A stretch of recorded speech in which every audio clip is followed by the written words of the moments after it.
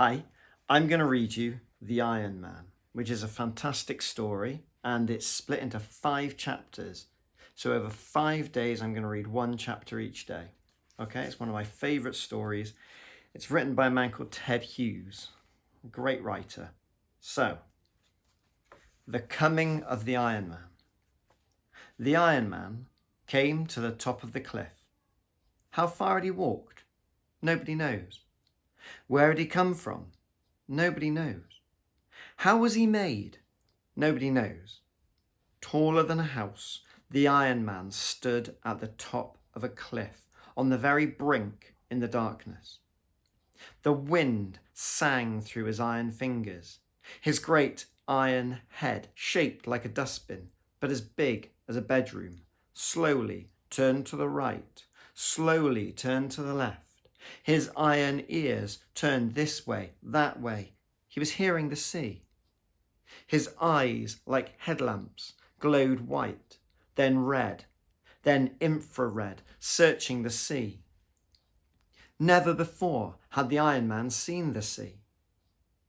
He swayed in the strong wind that pressed against his back. He swayed forward on the brink of the high cliff. And his right foot, his enormous right foot, lifted up, out into space, and the Iron Man stepped forward, off the cliff, into nothingness. Crash! Down the cliff, the Iron Man came toppling head over heels. Crash, crash, crash, from rock to rock, snag to snag, tumbling slowly. And as he crashed and crashed and crashed, his iron legs fell off. His iron arms broke off, the hands broke off the arms, his great iron ears fell off, and his eyes fell out, and his great iron head fell off.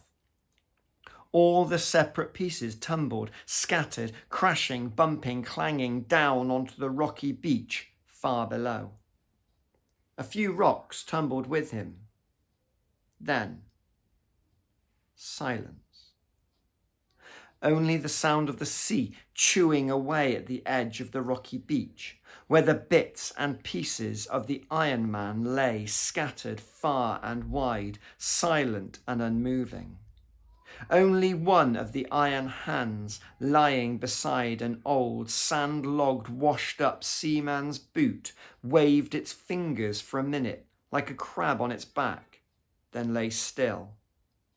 While the stars went on wheeling through the sky, and the wind went on tugging at the grass on the cliff top, and the sea went on boiling and booming.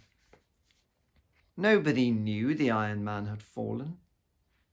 Night passed. Just before dawn, as the darkness grew blue and the shapes of the rocks separated from each other, 2 seagulls flew crying over the rocks. They landed on a patch of sand. They had 2 chicks and a nest on the cliff.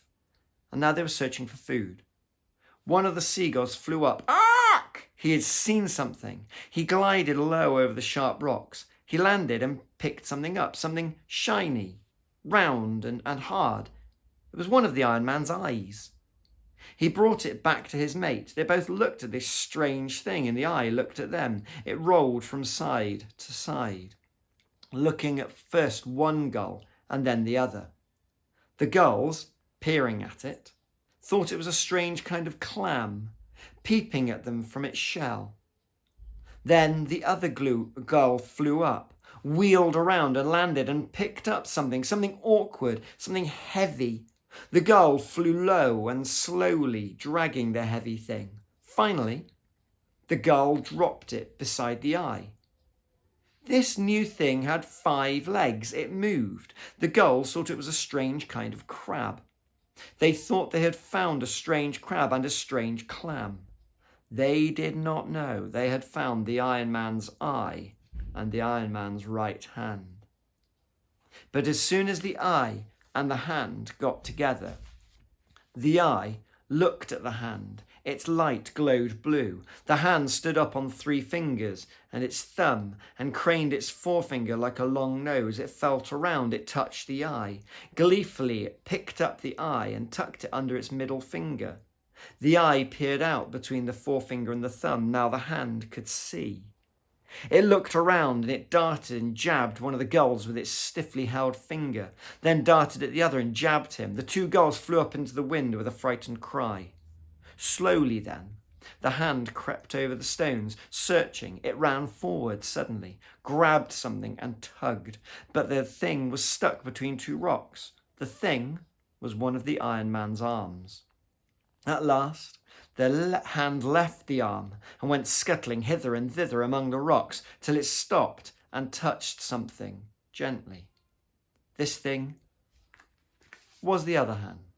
This new hand stood up and hooked its little finger round the little finger of the hand with the eye, and it let itself be led. Now the two hands, the seeing one leading the blind one, walking on fingertips, went back together to the arm, and together they tugged it free.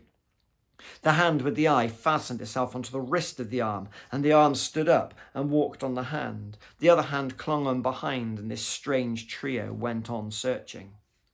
An eye! There it was, blinking at them, speechless, beside a black and white pebble. The seeing hand fitted the eye to the blind hand, and now both hands could see. They went running among the rocks. Soon they found a leg. They jumped on top of the leg, and the leg went hopping over the rocks with the arms swinging from the hand that clung on the top of the leg.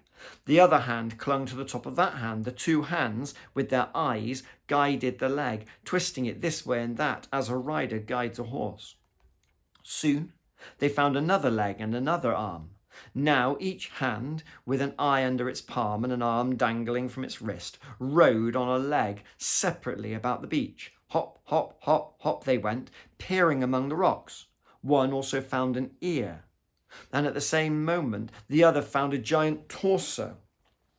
Then the busy hands fitted the legs onto the torso. Then they fitted the arms, each fitting the other. And the torso stood up with legs and arms, but no head. It walked about the beach, holding its eyes up in its hands, searching for its lost head.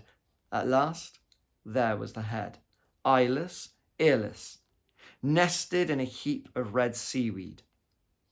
Now, in no time, the Iron Man had fitted his head back, and his eyes were in place, and everything in place except for one ear.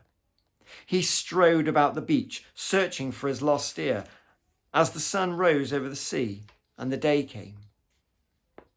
The two gulls sat on their ledge, high on the cliff. They watched the immense Iron Man striding to and fro over the rocks below. Between them, on the nesting ledge, lay a great iron ear. The gulls could not eat it. The baby gulls could not eat it. There it lay on the high ledge. Far below, the Iron Man searched. At last he stopped and looked at the sea. Was he thinking the sea had stolen his ear? Perhaps he was thinking the sea had come up while he lay scattered and had gone down again with his ear. He walked towards the sea. He walked into the breakers and stood there for a while, the breakers bursting around his knees. Then he walked deeper, deeper, deeper. The gulls took off and glided low over the great iron head that was now moving slowly out through the swell. The eyes blazed red, level with the wave tops, till a big wave covered them and foam spouted over the top of the head. The head still moved out under the water. The eyes and the top of the head appeared for a moment in a hollow of the swell. Now the eyes were green. Then the sea covered them and the head. The gulls circled low over the line of the bubbles that went on moving slowly out into the deep sea.